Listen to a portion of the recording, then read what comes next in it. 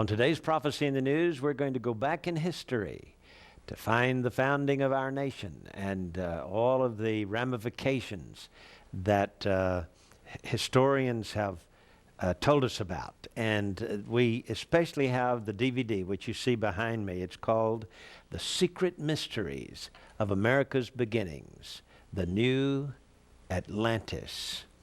When Christopher Columbus discovered America, word was throughout England was he had found the new Atlantis, or he had found Atlantis at last, that ancient city that Plato talked about, that sank beneath the sea. Suddenly we have a land beyond the Atlantic.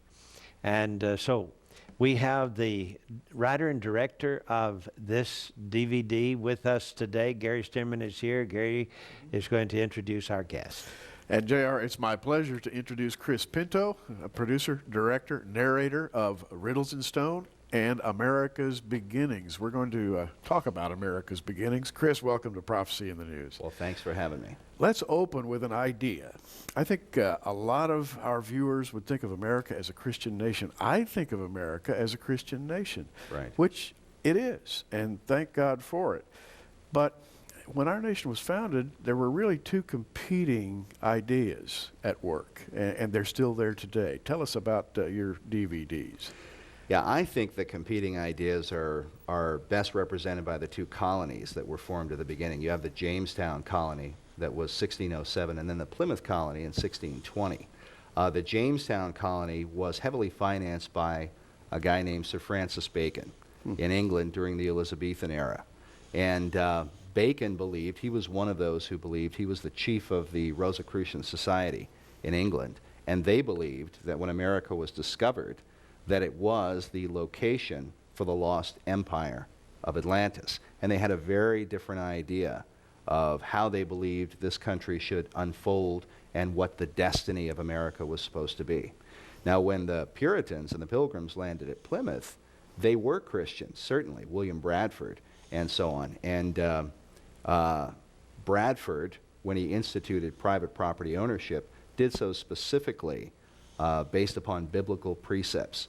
You know, and the idea is, you know, God bringing the children of Israel into the promised land and then giving them each their own piece of land and so on. Those were the principles that were being adopted, the work ethic, you do not work, you shall not eat, and so on, that Bradford set forth. But the Jamestown colony initially was kind of a horror story. You know, they had all sorts of problems with famine, and they were struggling, and disease, and so on. And it really wasn't Jamestown that inspired people to come to America, but it was Plymouth. Nevertheless, you had these members of these secret societies that ultimately would infiltrate all of the colonies, and they began working from within with this inner agenda for what they envisioned America to be. And it's, I would say, if I could pull a quote out, it's one that we use in the film. It's from Manly P. Hall. He talks about how the pagan intellectuals reclothed their original ideas in a garment of Christian phraseology.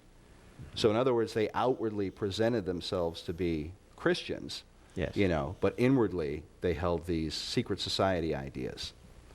Now, let's go back to Greek mythology for a little bit and talk about some of the underlying principles of Rosicrucianism and the secret societies.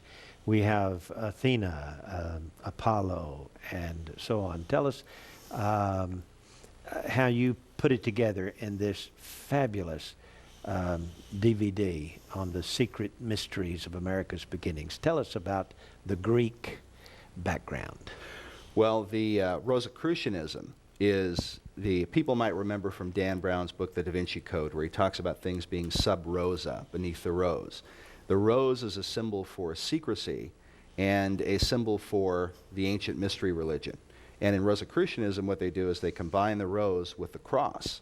And the cross symbolizes Christianity, of course, and Rosicrucianism is the combining of the two.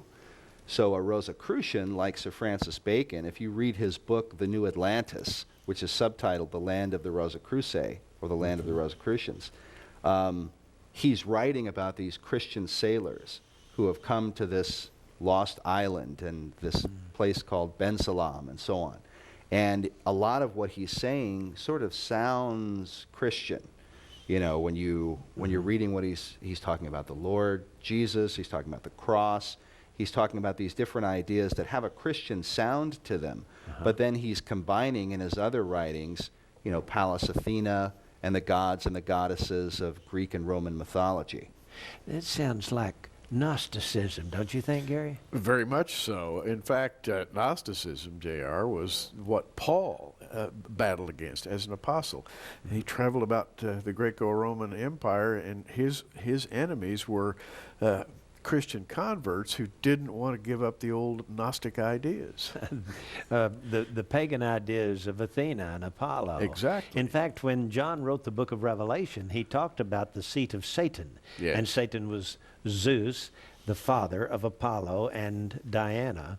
And he talked about the various ways that Apollo would show up in the end time. In the book of Revelation, which early theologians called the Apocalypse, he talked about this star falling from heaven and the bottomless pit being opened up and all of these creatures coming out, and the head of them was this star that had fallen from heaven, and his name was Apollonius, or that's a variation of the Greek Apollo. Right. And so we've got in the end time a resurrection of ancient Gnosticism. Isn't that amazing? Wow. That, you know, J.R., that is amazing. And that idea, by the way, is what Chris carries through in these DVDs. Let's talk about Gnosticism a minute. What does Gnosticism believe? Where does its power come from? It's worshiping and following something. What's it following? Well, I think, you know, there's a lot of ways you could explain it because there's all kinds of different sects of Gnosticism. But the way that makes the most sense to me is how it's explained by Madame Blavatsky. Madame Blavatsky was the 19th century cultist who wrote her book, The Secret Doctrine and Isis Unveiled, and founded the Theosophical Society. Anyway, she writes in The Secret Doctrine, she uses a Latin phrase where she says, demon est deus inversus. The devil is God inverted. And it represents what the Gnostics believe. They go back to the Garden of Eden, and you have God who created Adam and Eve and forbade them to partake of the tree of knowledge, or gnosis. And then you have the serpent who comes along, and he tells Eve, no, you should partake of this tree of knowledge because your eyes will be opened and ye shall be as gods. And what the Gnostics do is they invert God and the devil. They say that God, who forbade man from partaking of the tree, is really the devil. He's a spirit of darkness and evil and so on. But that the serpent, Lucifer, is really an angel of light. Aha, Lucifer. Have my Bible open to Isaiah 14:12, where it says, how art thou fallen from heaven, O Lucifer, son of the morning. When Christians read about Lucifer, we automatically think of him as Satan. I mean, and a very dark figure, not a figure of light. Right. Well, the Bible tells us, you know, Satan transforms himself into an angel of light. And that's very much what you find when you go into these secret societies and you read about their philosophies and their ideas. They're all writing about this progression toward the light. The Rosicrucians were known for saying, give us more light, more light. But the way that they sought light, guys like Dr. John Dee and Francis Bacon, who were the leaders of this movement, the way that they would seek light is to summon spirits from the spirit world to give them knowledge, you know, gnosis, to give them knowledge about science and inventions and herbs and nature and things like that. One of the root words for, or the meanings of the word demon or daimon, one of the root meanings of that is a knowing one who knows. And so they would seek these spirits out, you know, to give them this secret knowledge. Secret knowledge, J.R. You know, that takes us all the way back to the early earth, to Mount Hermon, the descent of evil spirits, doesn't it? It certainly does. And they were the Titans that became the Greek gods. And then the Olympians fought the Titans according to the ancient Greek mythology and won. And so Zeus became the king of the gods. Well, basically, we're seeing that rising again today We're seeing the United States moving toward a one-world government. We had leaders from 20 nations meeting in Washington, D.C. this past month, and they discussed one major theme, and that was a new world order. Getting rid of the dollar, establishing a new world currency, putting some kind of a multinational board of directors to watch over the new currency so that it would be stabilized. It's amazing the way the world is going today. And, you know, it's interesting that there's so many wars and rumors of wars going on. We have this war in Iraq and Afghanistan.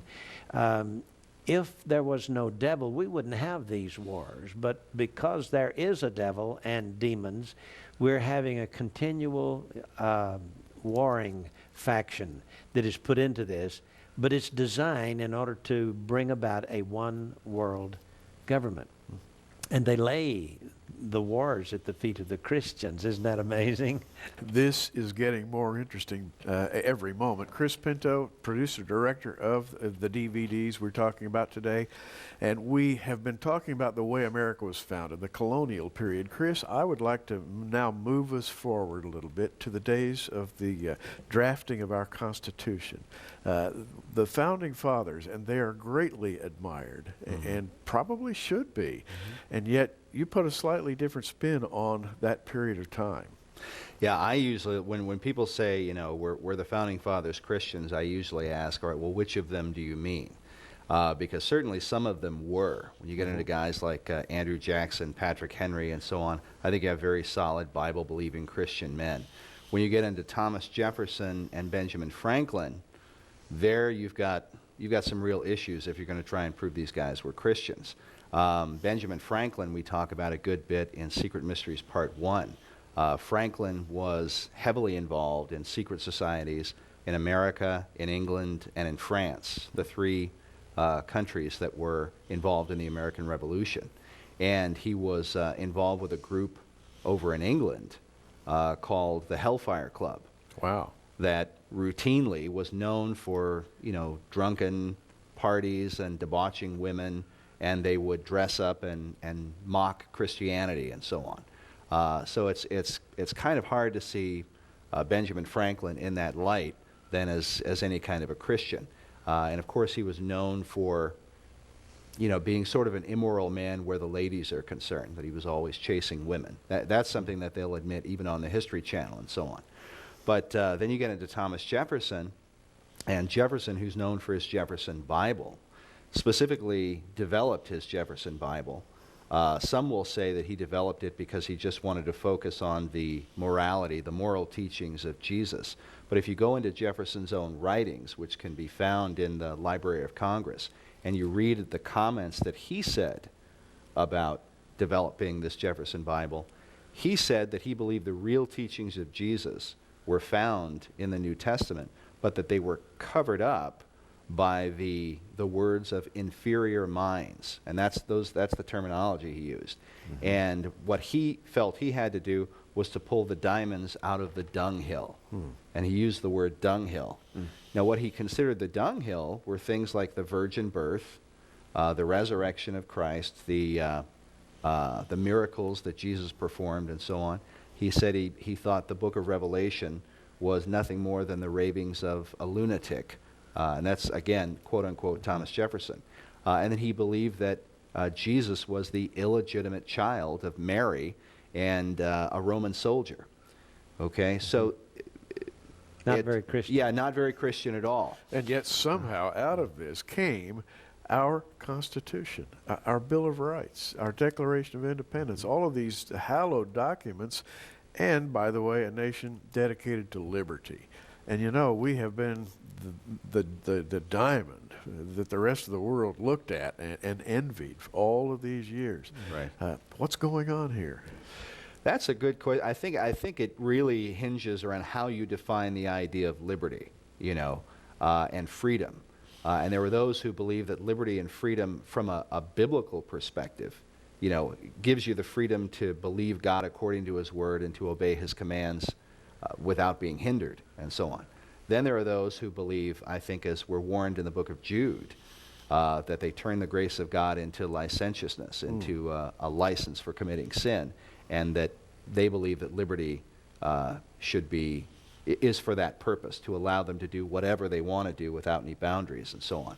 And you find those elements in early America.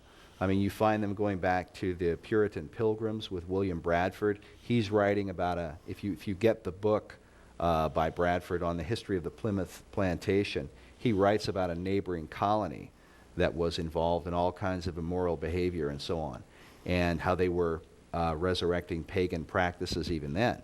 But they set those things in order very quickly. And that conflict seems to have continued up to the time of the American Revolution. And you have some who are very solid Christian men, and then you have others who have these sort of pagan ideas about what American freedom and liberty should be about. Not unlike what we see in our country today.